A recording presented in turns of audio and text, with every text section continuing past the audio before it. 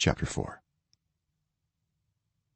So King Solomon ruled over all Israel, and these were his chief officials: Azariah son of Zadok the priest, Elihoreph and Ahijah sons of Shisha-secretaries, Jehoshaphat son of Ahilud, recorder, Benaiah son of Jehoiada, commander-in-chief, Zadok and Abiathar, priests, Azariah son of Nathan, in charge of the district governors, Zabud son of Nathan, a priest and advisor to the king, Ahishar, palace administrator, Adoniram son of Abda, in charge of forced labor.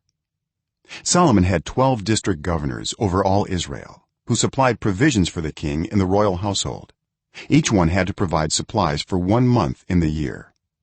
These are their names: Ben-Hur, in the hill country of Ephraim; Ben-Deker, in Makaz, Shaalbim, Beth-Shemesh, and Elon Bethhanan; Ben-Hesed, in Aruboth; Soko and all the land of Hepher were his; Ben-Abinadab, and Naphoth-dor.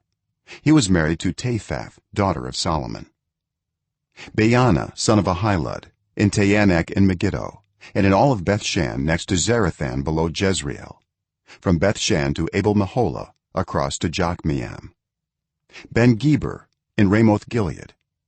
The settlements of Jair son of Manasseh in Gilead were his, as well as the region of Argob in Bashan and its 60 large walled cities with bronze gate bars; Ahinadab son of Iddo, in Mahanaim; Ahimaaz, in Naphtali.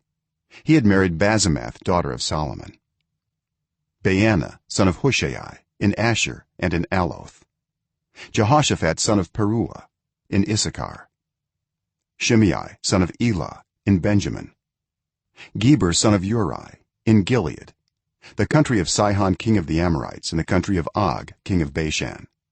He was the only governor over the district. The people of Judah and Israel were as numerous as the sand on the seashore. They ate, they drank, and they were happy. And Solomon ruled over all the kingdoms from the Euphrates river to the land of the Philistines, as far as the border of Egypt. These countries brought tribute and were Solomon's subjects all his life. Solomon's daily provisions were 30 cors of the finest flour and 60 cors of meal, 10 head of stall-fed cattle, 20 of pasture-fed cattle, and 100 sheep and goats, as well as deer, gazelles, roebucks, and choice fowl. For he ruled over all the kingdoms west of the Euphrates river, from Tiphsah to Gaza, and had peace on all sides. During Solomon's lifetime, Judah and Israel, from Dan to Beersheba, lived in safety, everyone under their own vine and under their own fig tree. Solomon had 4,000 stalls for chariot horses and 12,000 horses. The district governors, each in his month, supplied provisions for King Solomon and all who came to the king's table. They saw to it that nothing was lacking.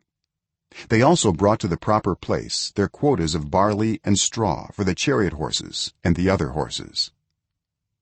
God gave Solomon wisdom and very great insight, and a breadth of understanding as measureless as the sand on the seashore. Solomon's wisdom was greater than the wisdom of all the people of the east, and greater than all the wisdom of Egypt. He was wiser than anyone else, including Ethan the Ezrahite, wiser than Heman, Calcol, and Darda, the sons of Mahal, and his fame spread to all the surrounding nations. He spoke 3,000 proverbs, and his songs numbered 1,005. He spoke about plant life, from the cedar of Lebanon to the hyssop that grows out of walls. He also spoke about animals and birds, reptiles and fish. From all nations people came to listen to Solomon's wisdom, sent by all the kings of the world who had heard of his wisdom.